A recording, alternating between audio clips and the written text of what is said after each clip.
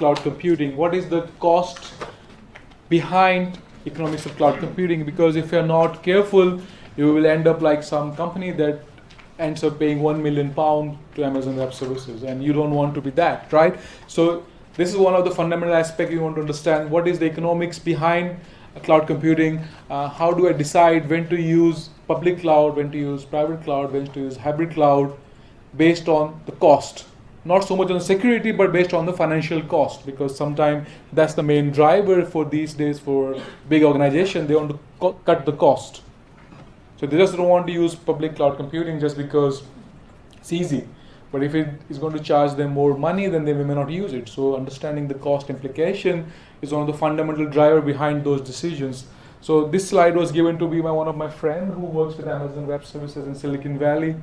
And since he's the cost manager for Amazon Web Services, I thought I should use his slide because he's the best guy to talk about how to set up cost for Amazon Web Services. And they're the slides he uses to motivate people to use Amazon Web Services. So he has some interesting analysis about comparison about using public cloud versus hybrid cloud versus combination of both. Right. So till now we had so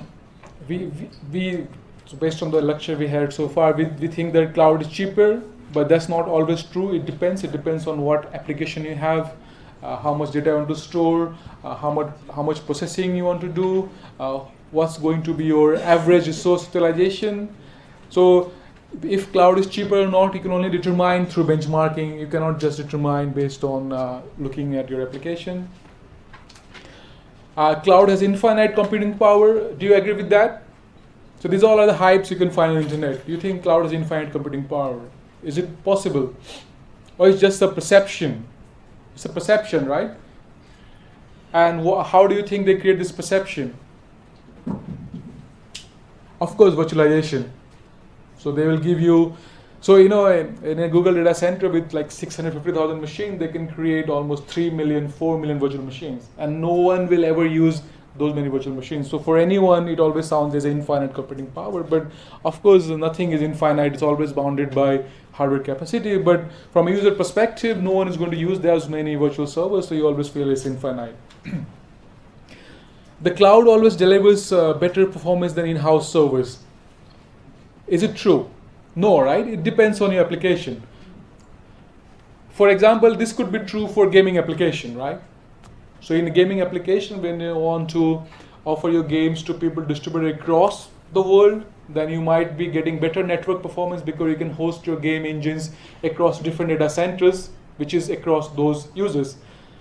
So in that way, the public cloud will offer you better network QoS as compared to, say, private cloud where everything will run here and then based on how far users are from your private data center, the network QoS will change. So in those applications, yes, the cloud always offers better performance, but then it depends what application you're actually running on the infrastructure will determine that hypothesis.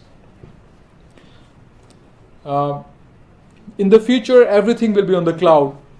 This is not true. We just discussed, right? Because of the sensitiveness of the data and the GDPR and the DPA, this compliance regulation, not everything can be on the cloud because we have restrictions around which kind of data you can put on which cloud and which geographical jurisdiction applies to that. So it's not true. It's just a hype that everything will be on the cloud. The cloud is fail-safe. Is that true? What it says is cloud never fails. It's not true because cloud also fails. For example, a few years ago, Amazon Web Services has an instance where one of the data center were down for almost 6 hours and all the application hosted there was not available. So it's not fail-safe. Obviously, they do many things such as replicating your data and application across multiple data centers. However, even something fails on that scale, restarting application is not that easy. So that's why it was down for almost 6 hours before they could restart your application. So even cloud is not fail-safe. But almost all the providers try to promise you availability of 99 percentile. But sometimes that average can go down if something has failed for a longer time. And of course, if something fails, they compensate you by giving you some bonus. So actually Amazon has those business models. This is why understanding the business model is important.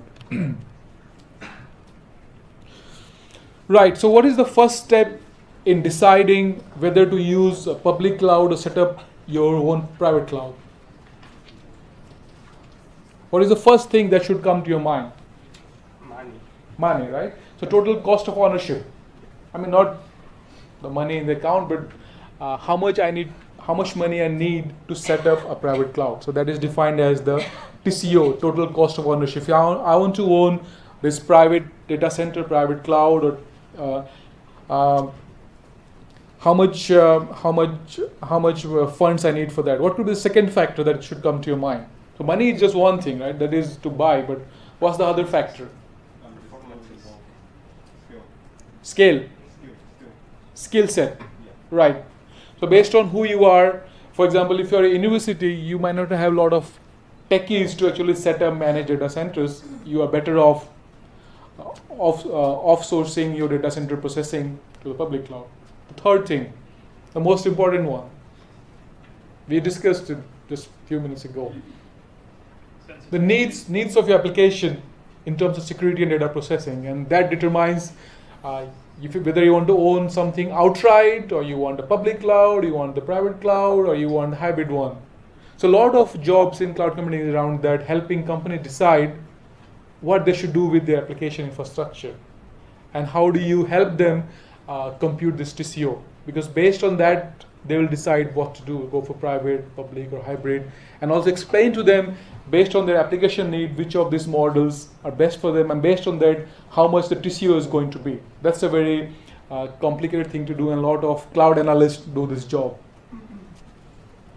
And first thing for you to do, understand, is go to that company, understand the application infrastructure, and from there you derive their TCO, and then put a value proposition to them whether using pure public cloud computing is good for application, or a combination of public private is good, using hybrid, or just using hybrid, or just using private. So these are all things you can only do if you understand the specifics of data centers, the application engineering, and the economics behind it.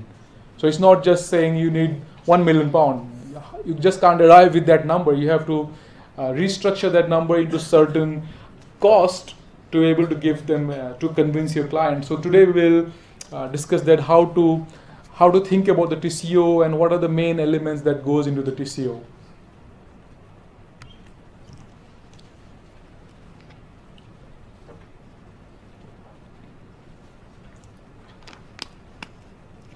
Obviously, comparing the TCO of a private data center with the public cloud is not that easy, because we don't have the specific about the public cloud. For example, this Amazon might have a better deal with Dell as compared to our university, so they might get a blade servers cheaper than, say, our university. So we can't have one-to-one comparison, but we should be able to understand the basic comparison metrics that we should use to compare the TCO of private cloud as versus the public cloud. Right, so these are the main factors that affects your TCO, or total cost of ownership. So they include the server cost, the storage cost, the network cost, and the IT labor cost. That's on the left hand side. And of course on the right hand side we have all the overhead associated with this cost. That includes power, cooling, and the space. So the first step in your computing TCO is for you to determine how many server you need, blade servers.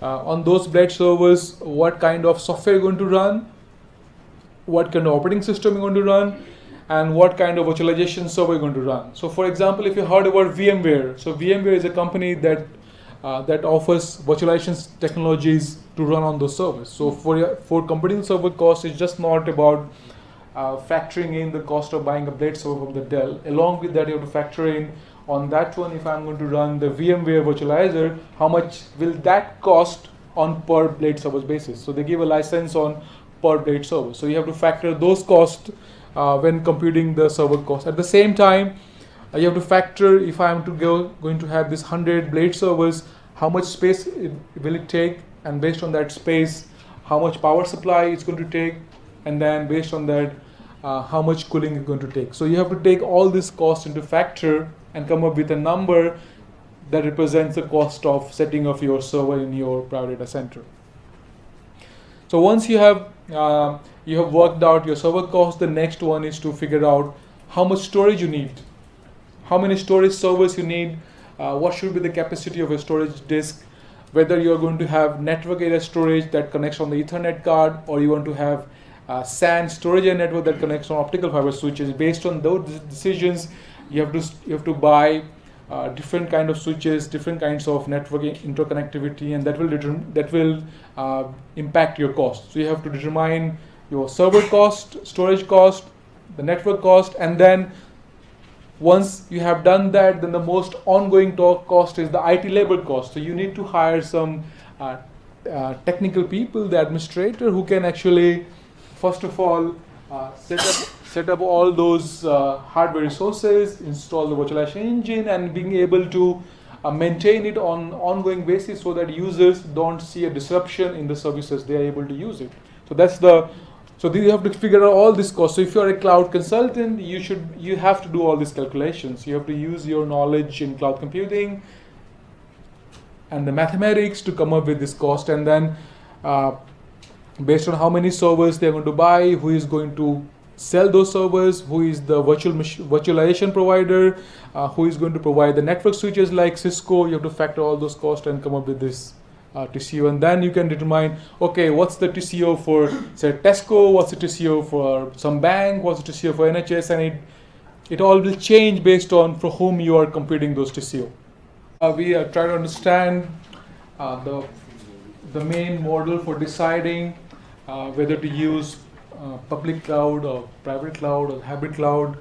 It's very important to understand what are the limitations of traditional capacity planning, what's happening right now or what's happening before cloud computing, and what is the main motivation, what is the main problems in traditional capacity planning that motivated people to look into new business perspective, new economic model that led to cloud computing. So the core limitation of traditional capacity planning included inflexible physical assets, migration and expansion costs are never in sync with the demand, and cost of unexpected efficiencies. So we can go one by one through each of those. So as I said before, if you don't want to use cloud computing and you want to use traditional capacity planning, the biggest problem with that is you have to always buy your hardware and software to meet the peak demands, the max demand for your infrastructure, right? So that basically means even before you utilize the infrastructure, you are spending a lot of money on buying the hardware, setting it up, and hiring a lot of people to manage the infrastructure. And since you are buying for the peak load, not for the average load, most of the time your infrastructure are always underutilized. So if you're a company whose main business is not IT centric, then this is not a good model for you, because you're spending a lot of money on your IT services, but you're actually not using it at the level that delivers good cost to performance ratio. So this is where the cloud computing comes to picture.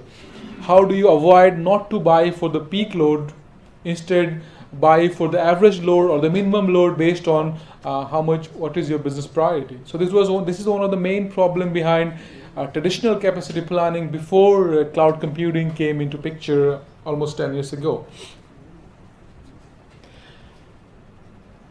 So one of the other problem with traditional capacity planning is that because the changes in IT industry is very, very rapid, right? You always get new version of software, a new version of operating system, a new version of hardware, and if you are maintaining your own infrastructure, you will end up with buying new kind of hardware software again and again. Just to give an example, as someone said, NHS cannot use public cloud, and to a large extent that's true. If you go to NHS today and if you see their computers, they're still running operating system which is almost 20 years old, like Windows 98 and Windows NT. They're still using their operating system because NHS main business is not to run the current operating system. Their main business is to provide healthcare services to UK citizens, right? So that's the main reason they are stuck with this 20-year-old software and hardware stack, which most of the time doesn't run. And that was the main reason why they had all those security attacks, because their software and their hardware not patched up for the new security patches, because it's just too old. And even Microsoft stopped supporting Windows 98 and Windows NT and Windows 2000. So this is why traditional capacity planning has its own problem in terms of being up to date with the technology, at the same time being up to date with the attack and threat models that keeps coming on the old systems. So older the system, more prone you are to the attack. So that's why the costs are never, and if you want to avoid that phenomena, then you have to keep upgrading your hardware and software. That will lead to more and more cost for you. So that's why that was the other factor behind success of cloud computing, because they do all this software and hardware upgrade on your behalf behind the scene, and you are just a user. Obviously, based on who you are, if you are using traditional capacity planning, then expansion is always costly for you, and you can't expand beyond where you are.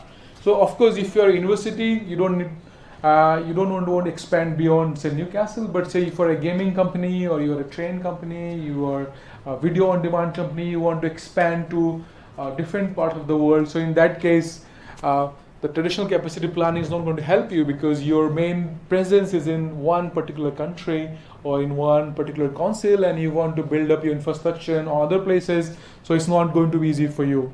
So expansion, especially on the international scale, is really difficult with traditional capacity planning. However, this is pretty much easy with cloud computing providers, because they have set up these data centers all around the world, so you can expand in any country as long as you can find a cloud provider who is supporting those services resources in those countries.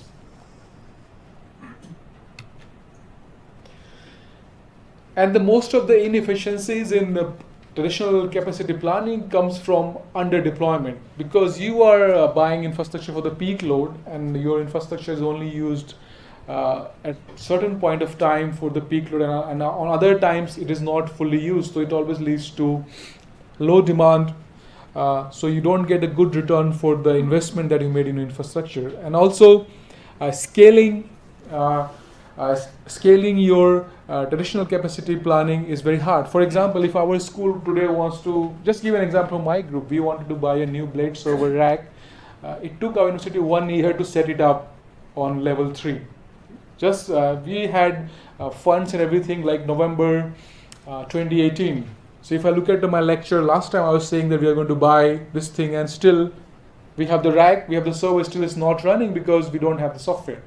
So I use this example. So setting up your own data center is not that easy. There's a lot of approvals you need internally. Then you have to vouch for which provider you want to buy your hardware, which provider you want to buy software. It takes like 1 year. But if I want to do the same thing, same service on Amazon, I can perhaps do in 15 to 20 minutes, not more than that. So there's a lot of productivity and efficiency gain you can do by using the public cloud services. You save a lot of this kind of approvals, a lot of delays that happens because of traditional capacity planning. So as you see, it's 1 year versus 15 minutes, and you are a company who wants to make money by selling your data and services to our outside user.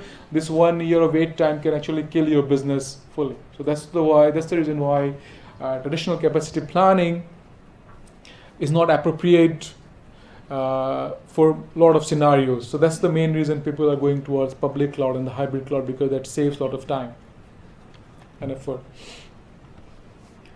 So along with considering the cost for your server network, your maintenance, what you have to also take into consideration when you're computing the TCO is your utilization. How often your servers and storage server is going to be used? What is your peak load? What is your average load? What is your minimum load?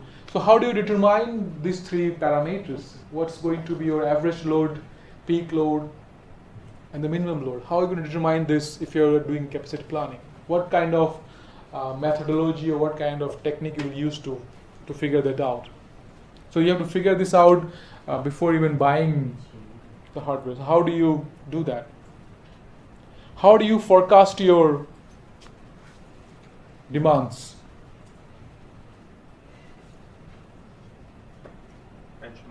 Benchmarks. But even for benchmark, you need some hardware. What if you don't have the bench? If you don't have modeling, machine learning, I'm pretty sure in the module machine learning we learn those tricks. How do you forecast your demand? So what normally they do is they take the application log for the existing infrastructure, and based on that they apply statistics and machine learning model to know if I'm going to change number of users and number of staff, how my load is going to increase. So that's where the machine learning and statistics come into picture. So of course benchmarking is one, but there's other ways to do data statistics analysis, and from that you can forecast your load in the future, and then based on that you can determine how much servers you need, how much storage you need, how many people you will need to manage those, so you can apply those techniques. And obviously you can always buy a lot of servers, lot of storage, but to really get good performance, what you need to do? Optimization, right? You have to optimize the utilization of your storage servers, optimization of your blade servers, optimization of your network switches. And how do you go about optimizing the users of your data center? So how do you optimize at runtime the performance of a data center? Yeah. So load balancing is one technique, right? Just one technique. So you need the whole data center management software that can do load balancing, that can do monitoring, that can do failure management, that can do networking, that can do replication. So you need algorithms implemented in the software that can do all those things. So which will be the focus of our follow-up lectures, where we understand how to actually do these things that I said: replication, fault management, monitoring, load balancing, benchmarking, networking. So we will understand those one by one. So although it sounds like one word optimization, but a lot of things goes around that. And a lot of people in Amazon and Google, a lot of engineers are working on how to optimize a data center. And by someone saying, I am optimizing a data center, that basically means they are developing algorithms to do better load balancing, better monitoring, better fault management, better data replication, better benchmarking, better networking, better virtualization. And there's heaps of things you need to do to really optimize your data center performance.